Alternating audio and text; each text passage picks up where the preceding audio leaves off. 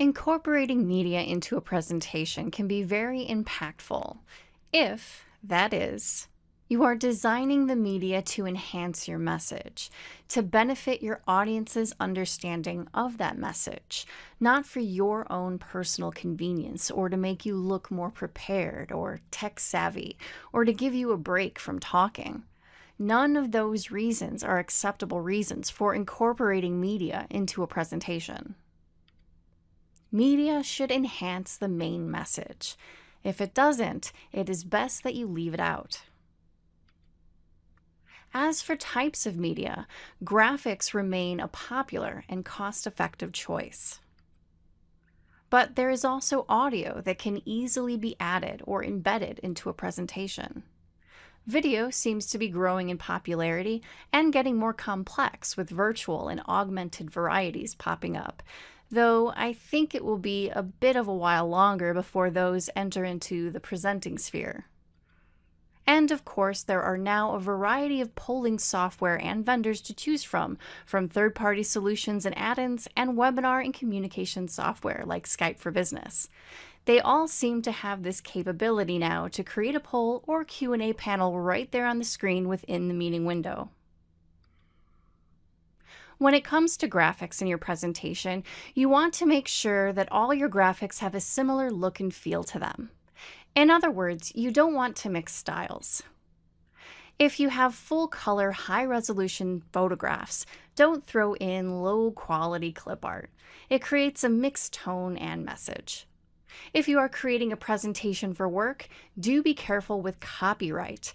Even if you are downloading images from stock sites, some images do have limited commercial usage or are flagged for editorial usage only. And if you haven't noticed already, I love icons. I use them often, especially stick people. It's really just a fast and simple way to tell a story, I think. But there are certainly other ways to use graphics too. For audio clips, it is really important to have a good quality audio recording, if you're going to try and have one, that is. Next, you need to be sure that the audio will be loud enough during your presentation, which of course means that you will need to be able to test your audio beforehand and have a backup plan should your audio fail to work right.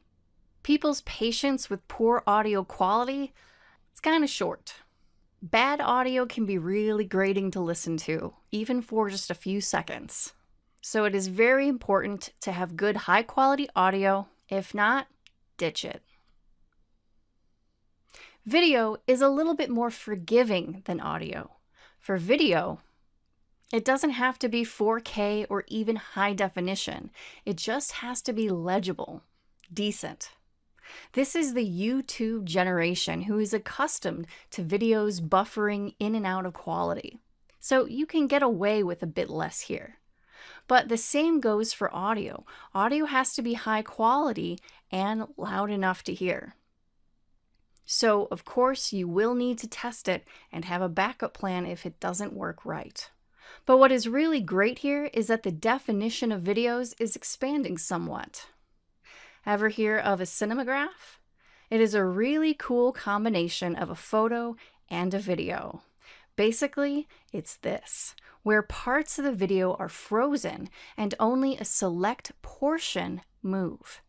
Think of this as a more sophisticated and artful GIF, and in a presentation context, it can be quite powerful. You can create these very easily in Photoshop or even in PowerPoint. In fact, there are a couple of really neat tutorials on YouTube that will show you just how to make these. You can do a quick search for them and find them easy enough. And finally, the last type of media I'd like to talk about are polls, which are a great and inexpensive way to obtain instant feedback from your live audience. You can use polls a number of ways to survey your audience about a topic or quiz them about a topic that they have been listening to. Or you can even use these polls to let your audience vote or decide the direction of the talk itself. If you as a presenter have a list of topics that you could cover and let the audience vote on the topics that interest them the most, then on the fly, talk about the points that interest them. That's a great way to quickly tailor your talk to a specific target audience. There are several Office add-ins available through the store that let you integrate polling right into your Office applications, like PowerPoint. Or there are even many wonderful third-party free and subscription solutions as well. SendSteps has a really good audience response system that does quite a lot. Poll Everywhere is another one that is quite popular too. And of course, let's not forget that Skype for Business also has a polling feature as well. So for remote conference calls and webinars, remote employees can still be a part of the action. So that was a quick tour of some of the types of media you can incorporate into a presentation. Overall, just make sure that audio is of high quality and loud enough for everyone to hear, your graphics and visuals follow a similar structure and format, and as always, make sure you have a backup plan should any of this media fail to work in the moment.